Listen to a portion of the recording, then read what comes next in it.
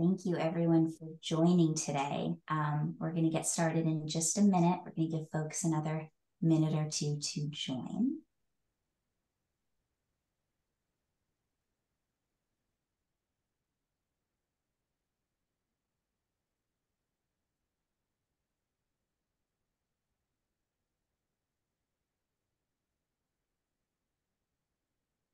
Okay, I think we can get started.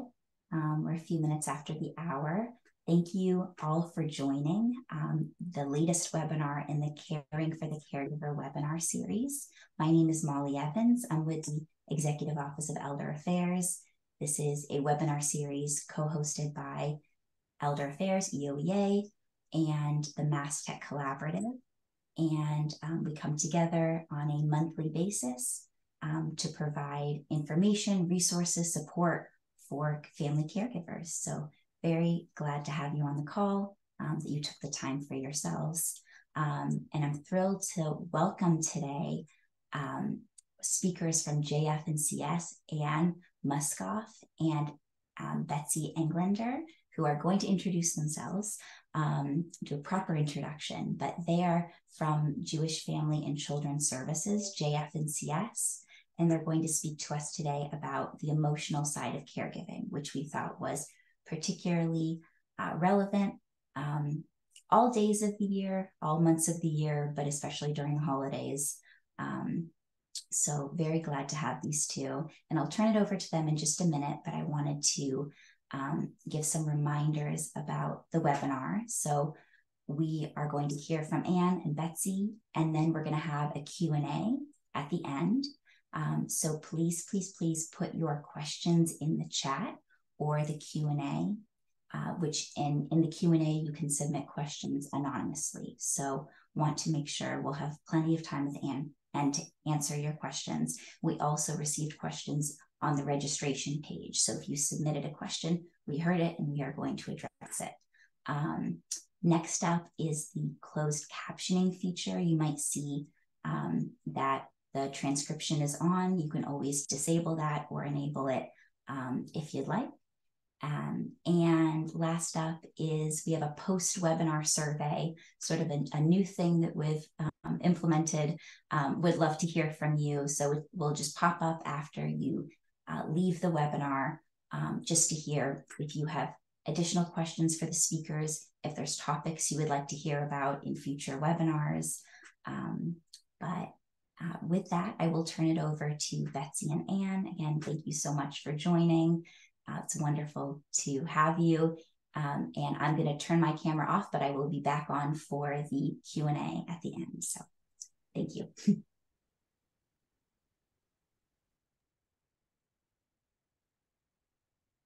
Want to go ahead? Well, thank you so much, Molly. It's a pleasure to be here. And yes, my name is Anne Muskopf. I am the director of the Charlotte and Richard O'Connell Parkinson's Family Support Program at JF&CS. And part of that role is offering support groups for care partners with a loved one with Parkinson's, as well as an adult child support group. Betsy? Hi, oops. Hi, everybody. I am Betsy Englander. I am the Mental Health and Wellness Engagement Manager here at JF&CS, which I always say is just a very fancy title, fancy way of saying I'm a social worker. I do trainings and presentations on mental health and wellness for older adults generally, and people who work with and care for them.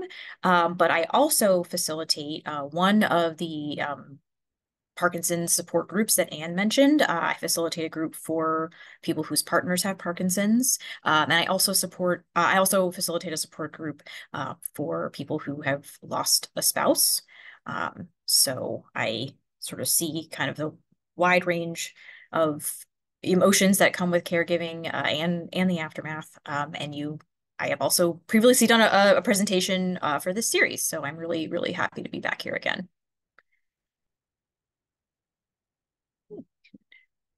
Go to the next slide.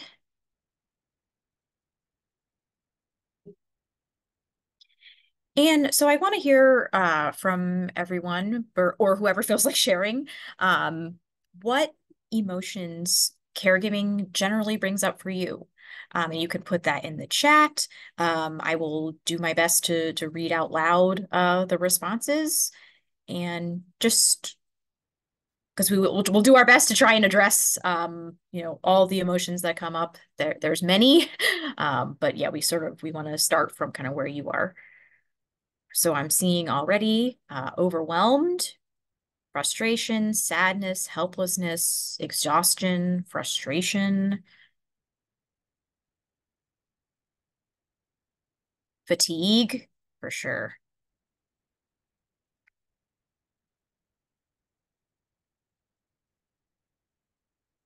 So, and you can keep, kind of keep those coming. I know Molly will be monitoring the chat. Worry, I see, resentment,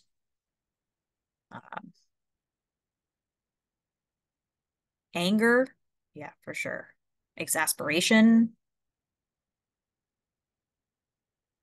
anxiety,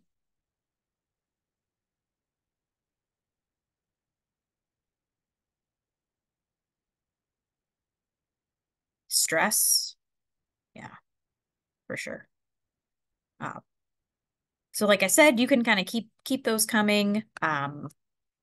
And I'm hopefully, my life is limited. Yeah, very, very something that comes up a lot in the support groups I facilitate, for sure. Or my life is limited too soon. That's a really also really, really important point. So again, keep those coming. And just, we can go to the next slide.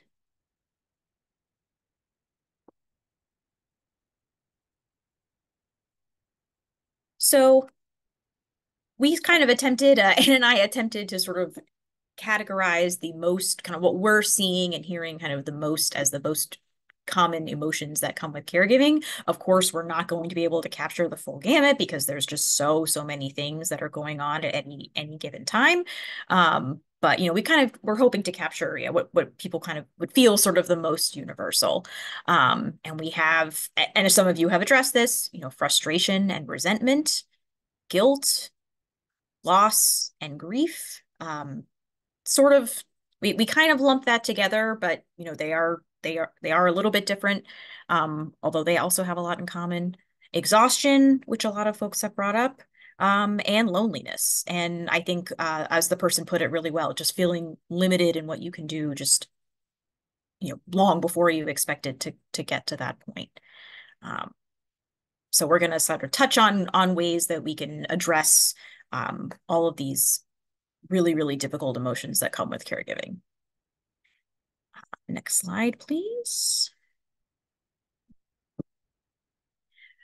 And so I'm going to talk a lot about the idea of self-compassion, because when it comes down to it, there often is not a whole lot that we can do to change the situation that we're in. And I know you all know that better than anybody. So what's really, really important is having as much, compassion for yourself as you do for the person you're caring for, as other friends and family and loved ones in your life. And I just wanted to play this very short clip of what self-compassion is, because I think sometimes it can seem sort of obvious, like, okay, it's, caring about yourself, but it's a little bit more complex than that. And the person speaking here is the person who I believe coined the term, a therapist in Texas named Kristen Neff. And she has, if you're interested in this topic, there's many, many more TED Talks and books that she has. But I just wanted to play this very short clip just to explain what self-compassion is.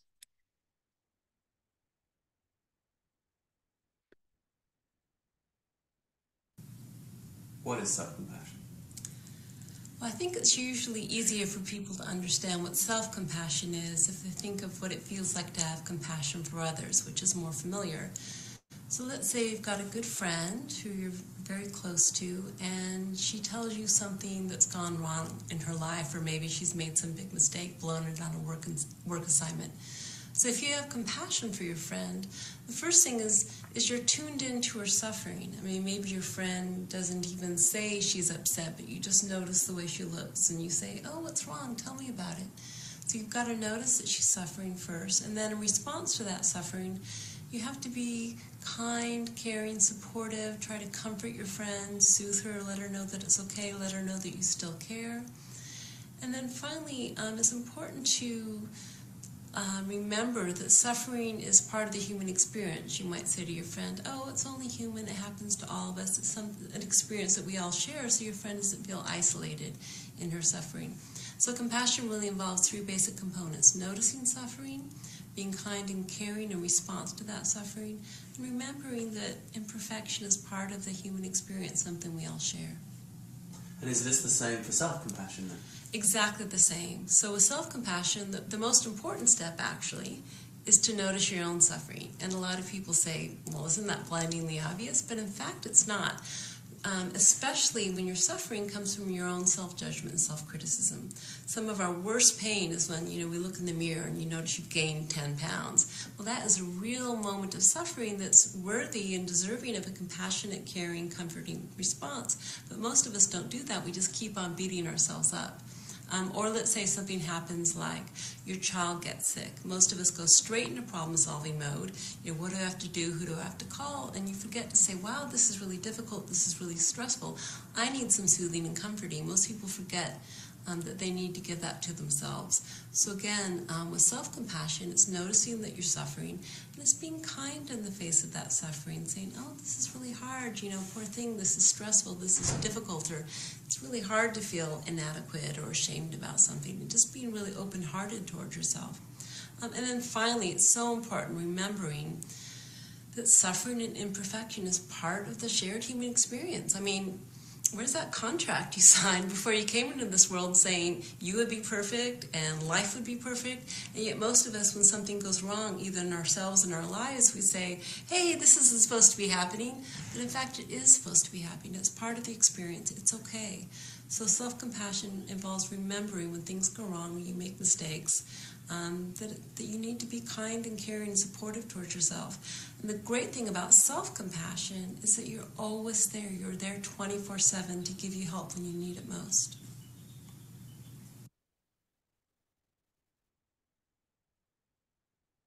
Okay, so I am going to pass it off to Anne now. Thank you. Next slide, please.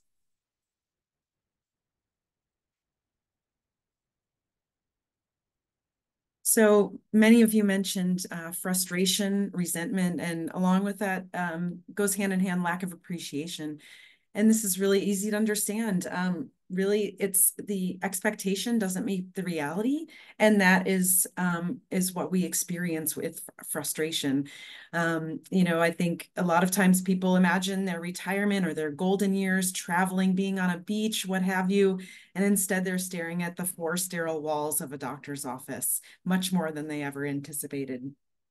As well, there's a lot of frustration and resentment around a change in responsibilities in the household or an imbalance, and perhaps not getting the support from other family members that was expected.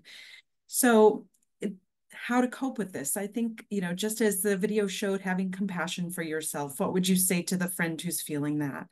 And remember that, feelings don't last forever. This too shall pass. It's okay to feel these feelings. And, even taking a walk when you feel them or giving yourself a break is really important. The challenge is when you start to feel stuck in those feelings. And that's really when we want you to look out, reach out for a care partner support group or even individual therapy to help work through some of those feelings. Now, our support groups are really a place to be seen, heard, and understood. And that commonality can bring tremendous relief. As well, you can even just reward yourself, for something you've done. Give yourself a piece of chocolate to show that appreciation, and to, if you're not getting it from other sources, maybe you just have to do it for yourself. Next slide, please. So impatience, this is another common one. In the Parkinson's world, there's a lot of waiting because of the slowness of Parkinson's. So, how do we deal with that? Of course, from a practical standpoint, I'm an occupational therapist. So, simply leaving more time for tasks is an idea.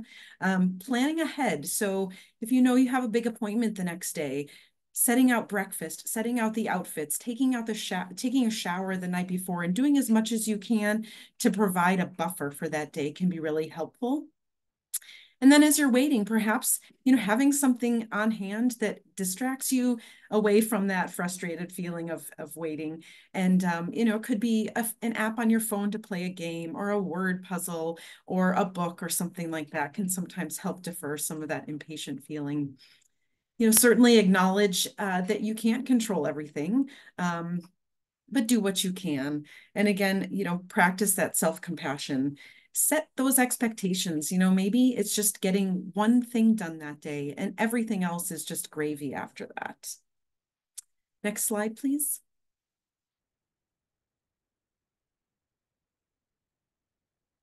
And exhaustion. Many of you mentioned exhaustion, and certainly there are a lot of causes for that. Sleep disruption, is a main cause, and sleep should be a priority. We can all say that, but it's harder to make a reality. So, just a reminder that if you're the one having trouble falling asleep or staying asleep, please talk to your physician. If you are a good sleeper but are woken by your person needing more care, then talk to their physician. There are ways to help people with getting a better night's sleep, getting more of this sleep hygiene training. There are actually cognitive behavioral therapists who specialize in sleep that you can work through. But also the physical demands of caregiving. It's physically demanding, it's emotionally demanding, all these things. So I just, share that there are strategies with a physical and occupational therapist to find shortcuts, to find equipment, for example, that ease the burden of physical caregiving. We like to call that energy conservation. And it's, just sometimes even looking at the long range of the week, knowing you have a big event on one day and giving yourself a buffer of rest before and after that can all be helpful for exhaustion. And I'm going to turn this back over to Betsy now. Thank you. Okay. Next slide, please.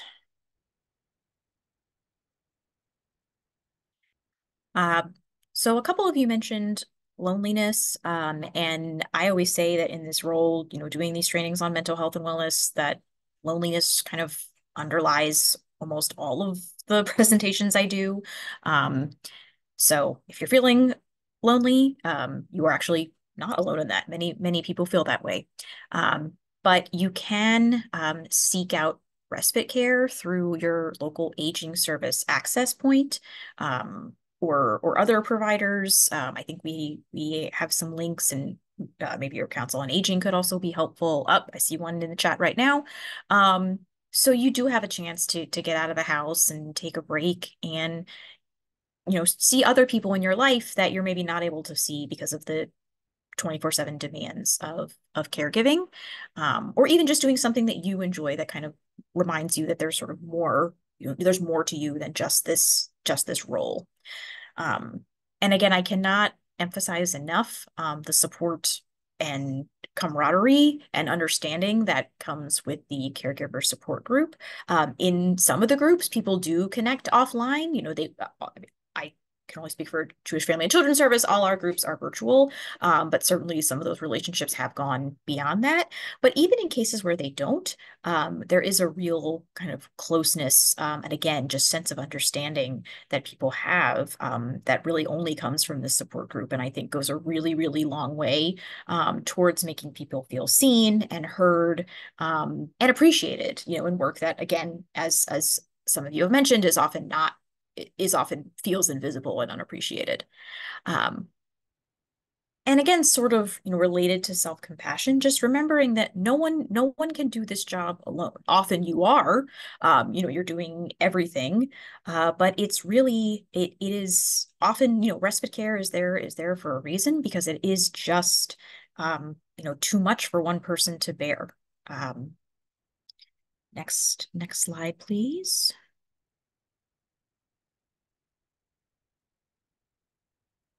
And again, once more, coping strategies for guilt.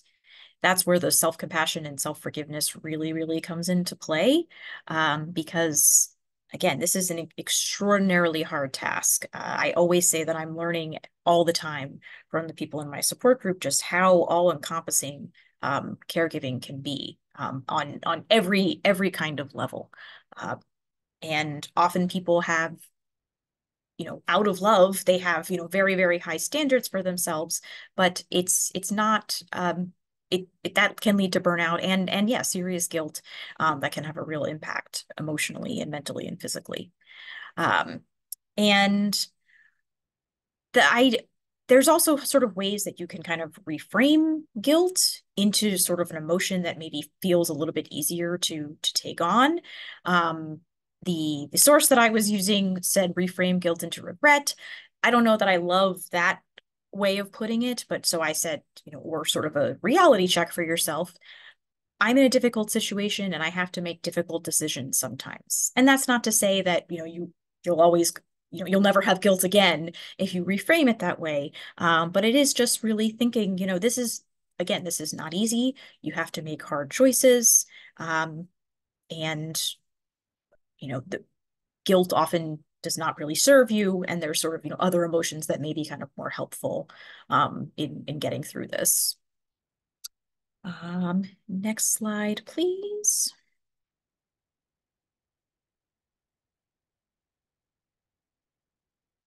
And again, we can't speak to the complexities of grief and loss in the realm of caregiving in one slide. But I think the idea or sort of framework of ambiguous loss is really, really helpful here. And I'll just read what ambiguous loss is. Ambiguous loss is a person's profound sense of loss and sadness that is not associated with the death of a loved one. It can be a loss of emotional connection when a person's physical presence remains, or when that emotional connection remains, but a physical connection is lost. Often there isn't a sense of closure. And what I really mean by sort of getting familiar with ambiguous loss is allowing yourself to grieve even when, even though the person that you're caring for is still alive and may, live, we hope, for many years to come. Because as we've talked about and some people have addressed in the chat, there are a lot of other losses that come with caregiving. And the best, and some would say the only kind of way to really deal with those is just to accept those losses and grieve them, because they are real losses. Anne mentioned the loss of a joyful retirement. That comes up a lot. The loss of kind of the roles that you had maybe in your marriage or with a parent or a sibling or a child. And yeah, there's just so many other losses that deserve to be grieved in caregiving. And if you are able to, create alternative rituals to mark losses that might not be acknowledged by others, because that's, I think, what is often so difficult about ambiguous loss as compared to a death, where we have funerals, we have traditions, we have rituals. For a lot of other losses, we just don't have that language. We don't have those rituals. So, but just because one doesn't exist doesn't mean that you can't create one. And I think often of an example, again, this isn't a perfect match because it actually is in response to a death, but I read a research paper on ambiguous loss for a different presentation, and they spoke about how someone who every Friday she would go take care of her mother and spend time with her. And so after her mother died, that felt like a sort of big hole in her schedule, and she missed that connection. So instead she had a weekly movie night with her friends. So there's really, there's a lot that you can do to acknowledge these losses, even if kind of larger society may not. Next slide, please. And, of course, we all know that the holidays can kind of compound all of these difficulties. And I'm just going to sort of quickly go through why that could be. There's, lots of pressure to sort of, make the holidays magic. there's traditions that people really love that you want to keep doing, but it just might not be possible with all the other responsibilities that you have. So that pressure can be, really, really difficult to navigate.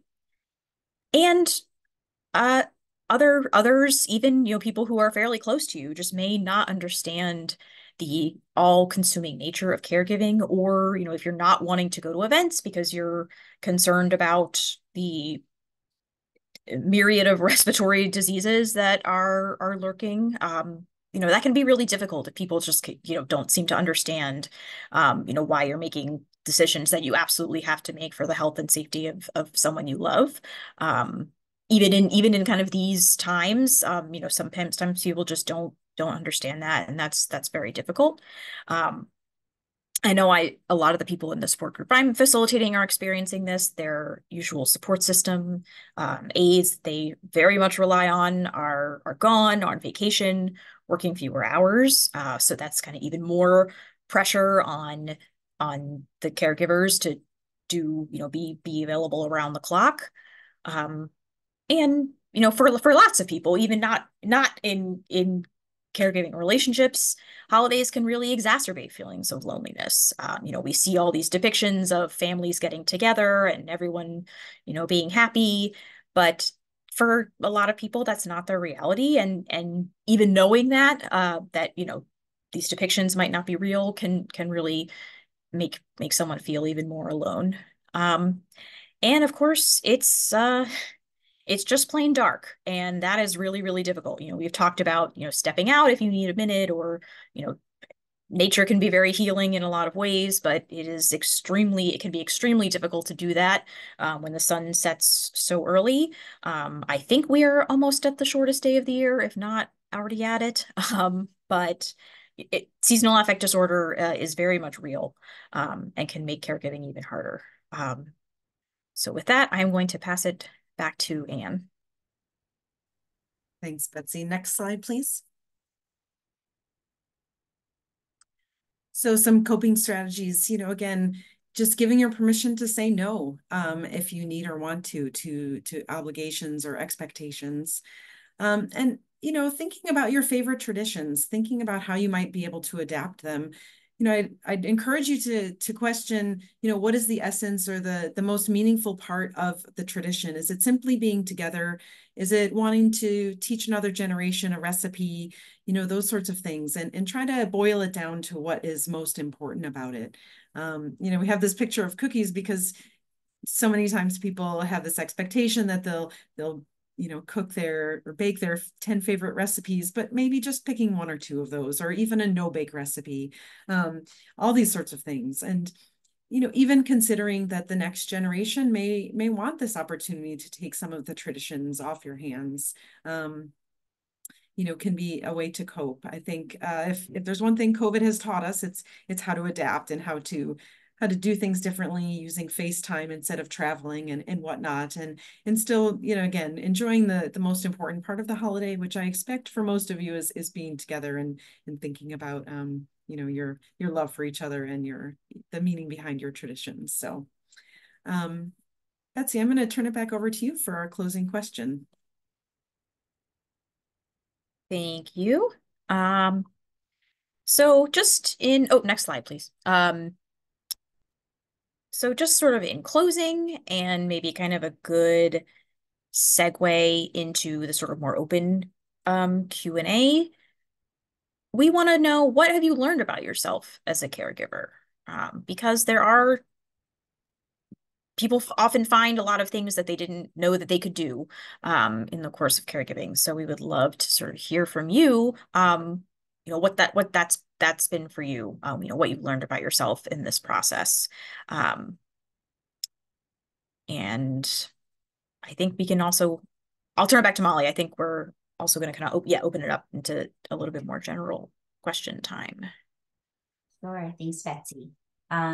Feel free to respond to the question in the chat. And it looks like our settings are such that you cannot see each other's chats, unfortunately, but we will read them aloud, just like Betsy did before. So hearing from folks in the chat that flexibility is the norm. We have more capacity than we may have known. That's really wonderful. So thank you both. We had gotten also some questions in the chat and the Q&A. So as I'm asking Betsy and Anne questions, feel free to add more questions to the chat or the Q&A. Want to make sure that everyone is heard. So we can, I guess, get started. So the first was a question, tips for coping with joint caregivers burnout and emotional distress when you're part of a team of caregivers. Thank you. I'll take that one. So I think it's really great, first of all, that there is a team. That's a positive thing. But you know, it's interesting. I'm wondering in that particular situation, if as a team, the breaks between the actual caregiving are long enough. Maybe there's not enough time to get a full benefit, you know, a full night's sleep, or, you know, time away to not have to think about it. But I'm also wondering, you know, what is distressing about it? Is there something challenging, you know, with dementia or particular behaviors? And in that case, I would really encourage the team to communicate. You know, what I've experienced as an occupational therapist in home care settings is that people react and respond differently and have different strategies. So what someone may be doing very well with one caregiver, they may not be doing at all with another. And finding what those common strategies are to help, you know, keep things on the same page, I think could be really helpful. And even keeping like a care log or a care notebook about how things went and what sort of strategies to use to make it go as smoothly as possible, I think can be really beneficial. That's great advice. Thanks, Anne. The next question just came in the chat. Do any of the caregivers in the Parkinson's care group, and this is the group that you mentioned facilitating, and I had put a link in the chat for folks who are interested. Do caregivers in that group have loved ones who have Lewy body dementia, which often comes with Parkinson's? Would someone be welcome if their spouse only has Lewy body dementia? Absolutely. We sort of use the term Parkinsonism, which is an umbrella term for, you know, symptoms that are related, but that includes Lewy body dementia. I'm aware there is one other that is specific to Lewy body dementia that can be found on the APDA, the American Parkinson's Disease Association website. And I failed to mention, you know, there are other disease-specific support groups out there with the Alzheimer's Association, for example, as well as Parkinson's and such. So there are definitely resources online for those kinds of things. Yeah. And I would say, you know, reach out to JF&CS, reach out to Alzheimer's Association, reach out to Mass Options. I put a link in the chat. If you call or email or go to the Mass Options website, you will be connected with your caregiver support program at your aging service access point, those organizations that Anne and Betsy talked about in Massachusetts. And we actually, I can put in the chat, just put all of the caregiver support groups that are facilitated by the caregiver support programs in Massachusetts on mass.gov. So while it is not a comprehensive list of every caregiver support program or group in Massachusetts, it's a good place to start. And you can look at virtual groups or in person if you're looking to, you know, based on where you live, there's a list of communities that the program serves. And then, like Anne said, there's some groups that are for family caregivers, and some that are for specialized groups like grandparents raising grandchildren or caregivers of individuals with Alzheimer's or dementia, etc. So there's lots of resources. And if you're having trouble finding where to go, you can also reach out to masscaregiver@mass.gov. That's the email address that is affiliated with this webinar series, but also I can put you in touch with any of these programs, any of these support groups. So apologies, brief hiatus from the Q&A, but we have more questions to get to. Any suggestions or resources on how or where to find CBT therapists who specialize in sleep strategies? Yeah, those cognitive behavioral therapists I mentioned. Certainly there are resources online to search up with, for example, psychologytoday.com. You can look up specialties. JF&CS also has a resource called Mental Health Connect, where you can describe your situation and your challenges, and they can help match with a particular program to help with that. So there are some great resources out there. Those are two that I know of, and feel free, Betsy, to add on if you're aware of any others. So. The only other one I would say is there is a website called ZenCare that it has a similar sort of search function to Psychology Today. And I think sometimes it might be like a tiny bit more current as far as like which insurance people are taking. So that's just another resource. I knew people were going to ask about that though, because I did not know that was a thing, and it's desperately needed. So Yes. So someone wrote in the chat, I struggle to delegate responsibilities because communicating them is hard. Would you have advice for a caregiver who's feeling this way? Which I'm sure is a lot of caregivers, because that is one of the challenges.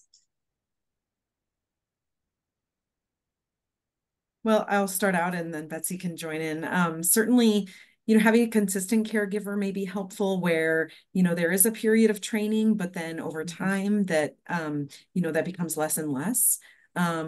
Certainly there are, ways of communicating that can help facilitate the specifics of caregiving, not only just a written and thing, but even a video of this is how this one particular thing works, and seeing it can sometimes help facilitate that that communication.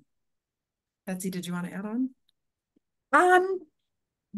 Not really. I mean, I think the thing that came to mind for me is that I do think that is something that unfortunately kind of comes with time, because I think sort of like the longer that you're doing this, the more you're able to articulate what it is would actually be the most helpful to you.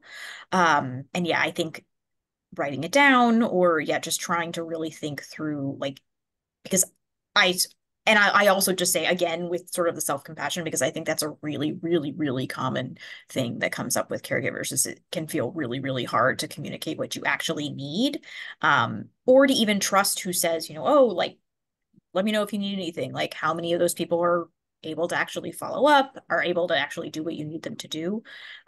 So yeah, I think just, yeah, trying to sort of be as specific as possible. And again, remembering that like that you absolutely cannot do this alone.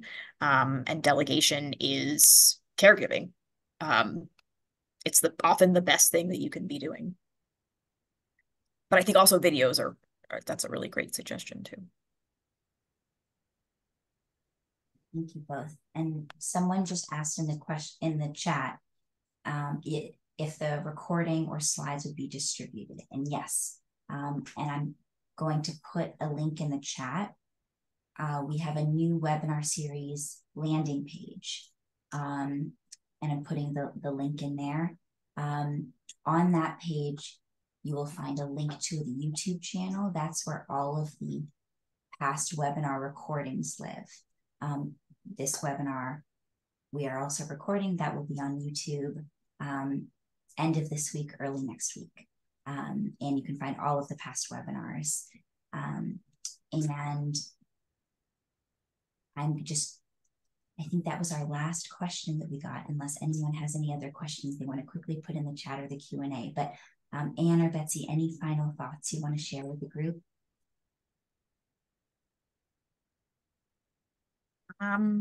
I would just say that I truly, like, people always sort of give me a funny look when I say this, but the amount of actual like laughter that happens in the care partner group is, I think, I'm always surprised by it, but I think it's because just people are very, very relieved to be in a place where people understand them. So I think,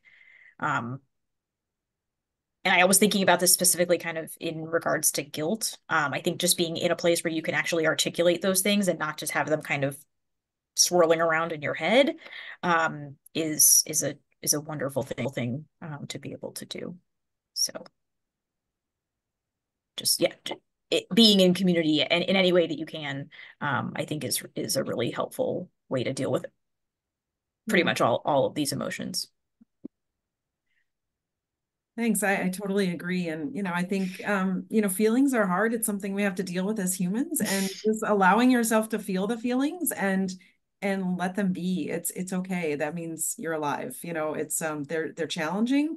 But there's a wide range of them. And I hope that, some of them are joyful. And, I just want to encourage all the caregivers out there that, you're doing a great job, more than you think you are doing. I see the striving that caregivers do, and I know it's hard to see that sometimes when you're in the middle of it, but I can tell you from an outsider's perspective that you're doing a lot, and we appreciate it. So